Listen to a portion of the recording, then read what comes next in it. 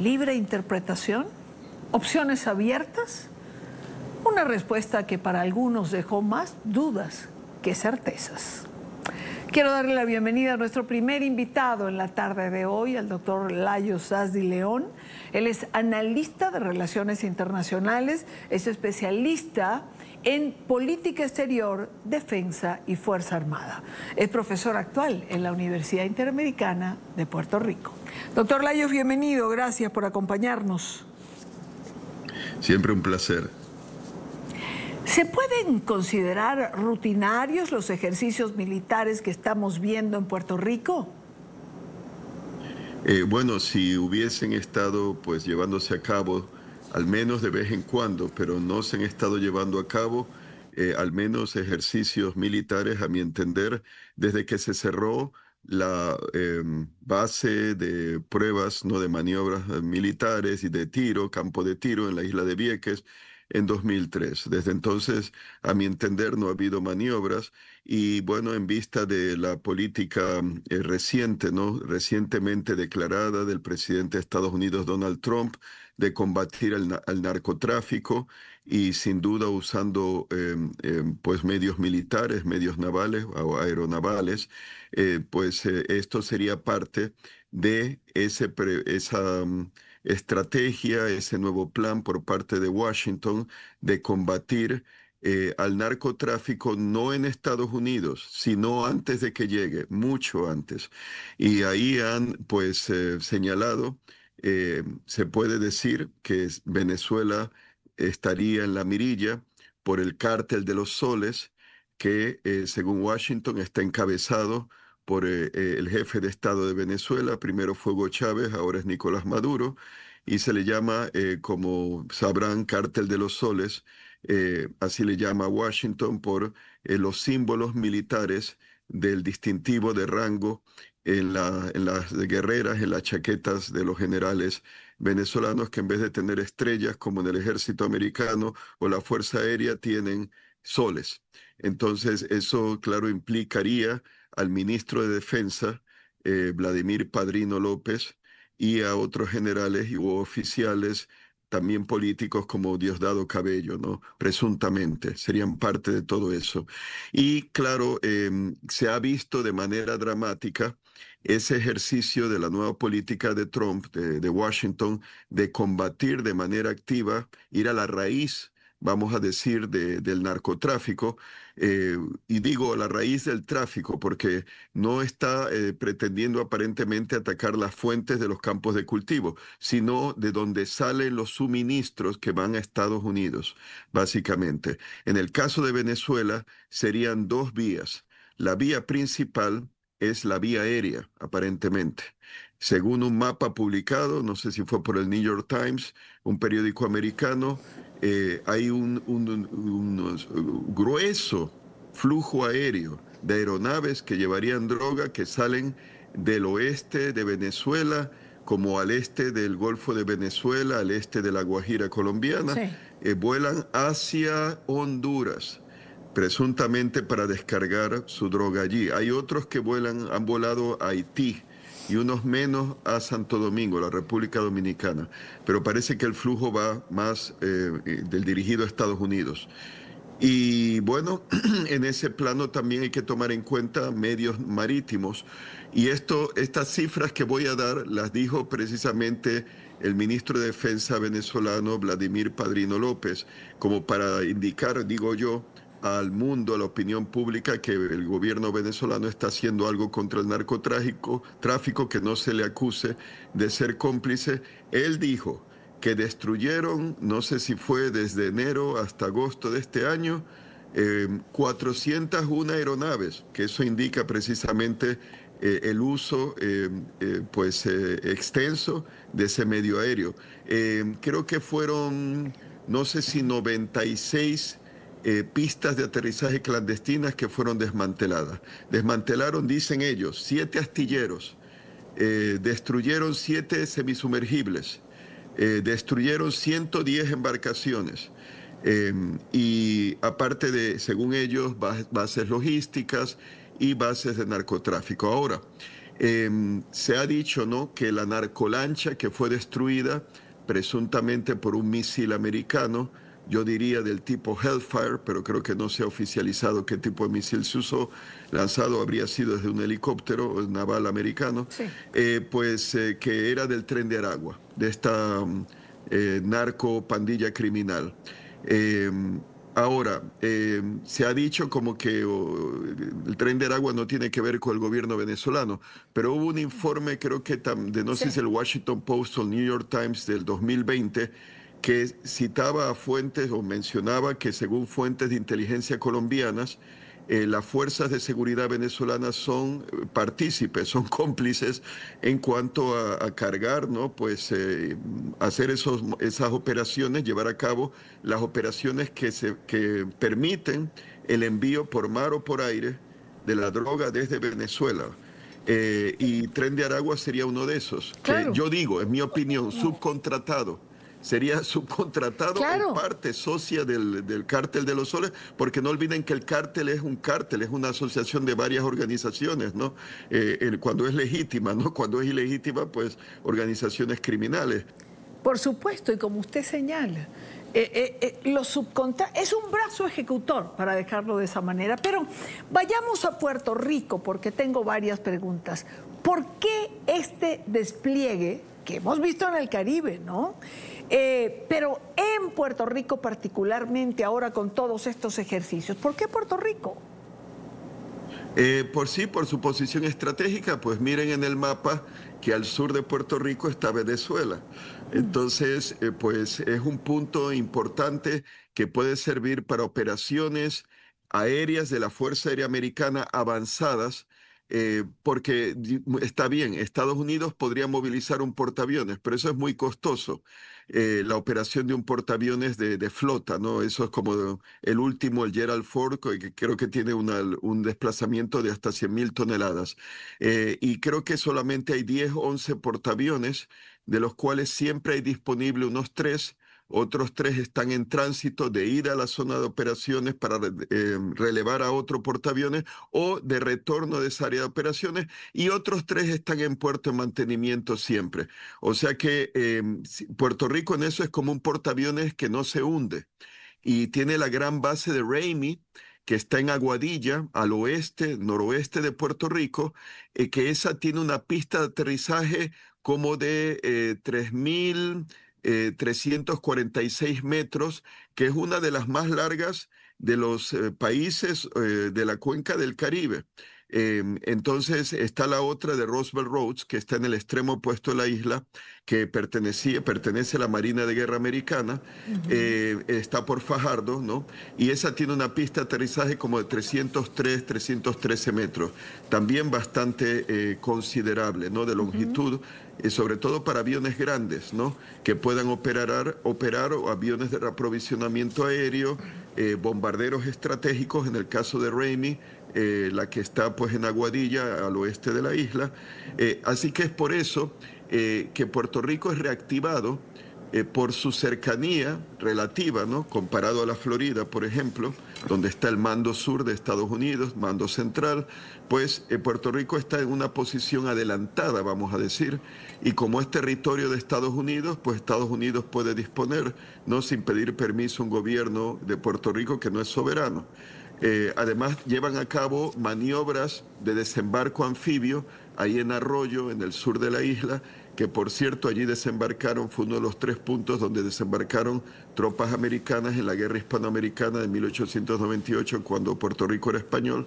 Bueno, ha habido maniobras con hovercraft, con estos vehículos sobre colchón de aire de la Infantería Marina Americana, porque como ya saben, habría como unos 2.200 infantes de marina, además de otro personal, pues como marineros, ¿no? En 3 barcos de guerra anfibia. El Iwo Jima, que es un buque de asalto con cubierta corrida, ¿no? Para aviones de despegue vertical de la Infantería de Marina o helicópteros, y otros 2, el San Antonio y el Fort Lauderdale, que tienen una cubierta, pero está como en la popa. y otro tipo de navío, pero de desembarco anfibio, ¿no? Donde estarían los hovercraft, los buques estos de colchón de aire para desembarcar en una playa enemiga, lo cual le haría a uno pensar, bueno, ¿y qué van a hacer con todo eso? ¿Van a alguna intervención al final contra el régimen de Maduro? Bueno, justo iba a preguntarle, doctor Layos, ¿qué piensa usted, digamos, de todo este despliegue, de este escenario, por decirlo de alguna manera, que se ha montado en el Caribe? ¿Es solo presión? ¿Presión psicológica sobre el régimen? Bueno, ciertamente hay un elemento psicológico, yo diría, de presión al régimen venezolano. Se ha especulado que podría, quizás, pero esto no lo sabemos, en combinación con el envío no solicitado de mensajes de texto y correo electrónicos a altos mandos venezolanos para invitarles a que se tornen en contra del régimen.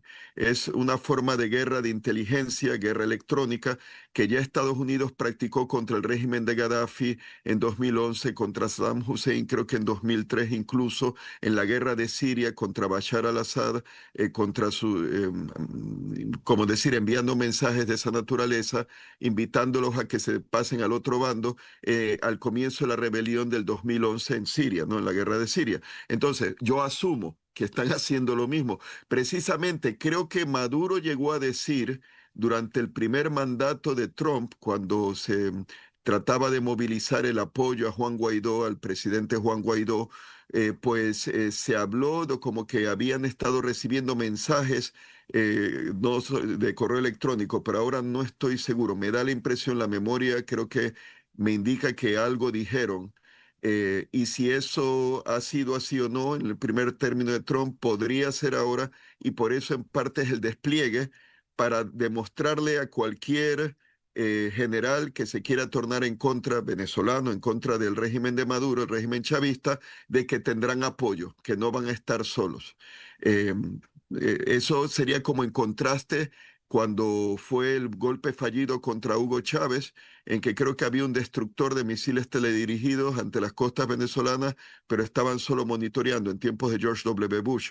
No, aparentemente no brindaron ningún apoyo o promesa de apoyo y ya saben lo que pasó, ¿no? Los generales venezolanos que tumbaron a Hugo Chávez y lo arrestaron, pues nada, se entregaron, ¿no? Bajaron la guardia, ¿no? Sería para evitar esto, si llegara a ocurrir otro asunto similar. El problema es que, claro, no olviden algo, y antes, y Dania, concluye este punto, que estos generales son del régimen. Y aparte serían socios del cártel de los Claro. soles. Si ellos tumban al régimen, se les acaba la bonanza económica que estarían sacando del narcotráfico, a menos que Washington les prometa mucho el oro y el moro, para así decir, y quizá una identidad nueva, mudarse a Estados Unidos con su familia, pero claro, y está la recompensa de los 50 millones sobre Maduro. Pero eso es todo especulación. Habrá que ver, porque el secretario de Guerra, que han cambiado el nombre, ya no es secretario de Defensa, Sí. secretario de Guerra Peter Hegseth, acaba de aterrizar hoy en Puerto Rico, no está de visita. Ahora, ¿cuál es su lectura? No solo el secretario de guerra que usted menciona, Pete Hegseth, sino también Dan Kane, el general Dan Kane, el jefe del Estado Mayor Conjunto. Es decir, hay una sorpresa cada día, ¿no? Para mí ha sido nuevo, ¿no? De que la base aérea de Ramey, esa de Aguadilla, que fue la fuerza aérea que tuvo bombarderos estratégicos B-52 durante la Primera Guerra Fría contra la Unión Soviética, ha sido reactivada. Entonces, es lo que tengo entendido por un artículo del Nuevo Día Local. La base que fue de la Marina en Roosevelt Roads, por Fajardo, parece que está siendo utilizada. Los cazas, ya habrás escuchado, los F-35, que hay tres versiones. Asumo que estos son la versión de la Fuerza Aérea, que es la versión A, porque Sí. la versión de despegue vertical de la Infantería Marina es la versión B, pero tiene menos alcance. Entonces, ¿quién es el general Daniel Kane? Sí. General de 4 estrellas, jefe del Estado Mayor Conjunto. Bueno, brevemente, Él ha sido piloto de caza de combate F-16, como los que tiene Venezuela o los que tiene Chile. Claro, la versión americana en su momento, él estuvo en la Primera Guerra, estuvo en la guerra del 2003, ¿no? La invasión de Irak en tiempos de Saddam Hussein. Después ha ocupado cargos de experto, o sea, jefe, director o oficial a cargo de armamento y de tácticas de un ala aérea, un escuadrón, creo que el 212, y de dos alas aéreas expedicionarias americanas, creo que la 332 y la 410, que eran tácticos, ¿no? Sí.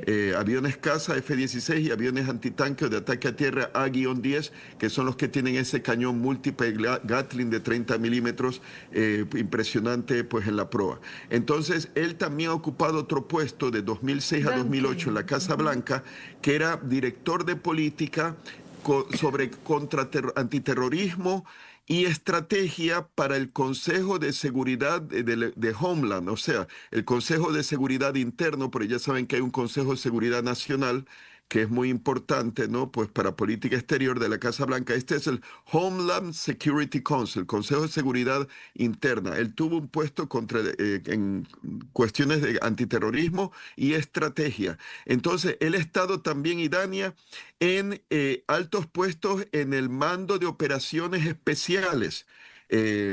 Como los comandos, ¿no? Por ejemplo, ¿no? Él también, para la guerra, creo que del 2003, me olvidé decirlo, se le encargó el plan para destruir misiles móviles balísticos Scud, de esos como la OTAN llamaba, Scud, de Saddam Hussein. Pero volviendo a tiempos más recientes, él pues ocupó altos cargos en el Estado Mayor de Operaciones Especiales, Estado Mayor Conjunto, y en el Estado Mayor de Operaciones Especiales como un subestado de Operaciones Especiales para el mando central que está en la Florida. Estuvo también en un puesto de director respecto a temas militares en la CIA. También ocupó un puesto allí. Así que eso me indicaría fuerzas especiales, estrecha colaboración con la inteligencia americana, antiterrorismo, y esta operación se la ha definido como antiterrorista, claro, es narcotráfico, pero bueno, se considera las bandas narcotraficantes como tan bien armadas como grupos terroristas, ¿no? Les doy un ejemplo que parece que miembros de los cárteles mexicanos han estado entrenándose en la guerra de Ucrania a operar drones kamikaze. Entonces, ya saben que Colombia ustedes tienen ese problema, que el ELN y las disidencias de la FARC han usado drones kamikaze contra esa lancha patrullera fluvial de la Armada colombiana en un río. No hubo víctimas, derribaron un helicóptero, eso creo que fue el ELN, y atacaron creo que un vehículo del ejército, mataron a 3 soldados, no impactándolos. Eso, yo pensaría, mi especulación sería que lo aprendieron desde Venezuela. O sea que oficiales que podrían ser de inteligencia venezolana, podrían ser de inteligencia militar rusa, podrían ser iraníes, pero operando en Venezuela, porque ha habido colaboración estrecha entre drones kamikaze ya más grandes, ¿no? Como esos que bombardean las ciudades de Ucrania, los Shahid, ¿no? Los kamikaze pequeños FPV, ¿no? Para atacar vehículos enemigos o soldados enemigos. Ha habido colaboración con Irán, entre Venezuela e Irán. Entonces estos grupos narcoterroristas colombianos marxistas que tendrán estrecha relación con el Cártel de los Soles y sus aliados ideológicos del régimen marxista chavista de Maduro, pues ya están entrenándose, ya saben operar esas armas. Complicado el panorama, doctor Layo. Me llama la atención todo lo que ha hecho el general Ken, el jefe del Estado Mayor Conjunto. Por alguna razón estará allí. ¿A dónde va esto? Realmente no lo sabemos, no hay certeza, nadie sabe exactamente qué puede pasar, pero algo se mueve día a día. Pueden ocurrir varias cosas, porque Hegseth, aunque Trump negó que pueda haber cambio de régimen, Hegseth llegó a decir hace unos días que puede haber un cambio de régimen. Claro, todo depende de qué van a hacer, ¿no? ¿Qué harían con los infantes de Marina? Esos aviones F-35 pueden interceptar avionetas de la droga, pero también son aviones de ataque que son invisibles al radar o de baja emisión de radar enemigo en la parte frontal. O sea, mientras avanzan, les llega la onda de radar, son de difícil detección. Si les enfocaran el radar enemigo en la parte de atrás del motor, ahí podrían ser detectados. Pero si van de frente, o sea, son para incursionar y penetrar defensas antiaéreas. Quizá el conocimiento de armamento y de tácticas del jefe del Estado Mayor Conjunto tenga que ver con la destrucción de las defensas antiaéreas de las Fuerzas Armadas venezolanas, sus aviones de combate, los Sukhoi-30 Su-30 MK2, y los F-16 que les quedan, ¿no? Puede que eso, su experiencia en eso, en hacer planes para destruir armamento enemigo, y las tácticas, porque él ha sido un piloto de combate táctico agresivo, parece, porque el apodo que le han dado es algo así como Racing Kane, que es un juego de palabras con la expresión Racing Cain, en inglés, que es, creo que criar a Caín, de Caín y Abel, que es como decir alguien que busca problemas, ¿no? O que causa problemas, agresivo, ¿no? Entonces, es a quien han nombrado jefe de Estado Mayor Conjunto y está en Puerto Rico probablemente para supervisar las bases, las instalaciones y el armamento a desplegar en Estados Unidos ante lo que se pueda sobrevenir, ¿no? Las órdenes que se le den, yo diría, contra las Fuerzas Armadas venezolanas, o quizá no buscar una guerra, pero si ya vio lo que pasó con los dos F-16 venezolanos. Sí, ya, bueno, eso ocasionó todo esto, ¿no? Y la respuesta del presidente Trump.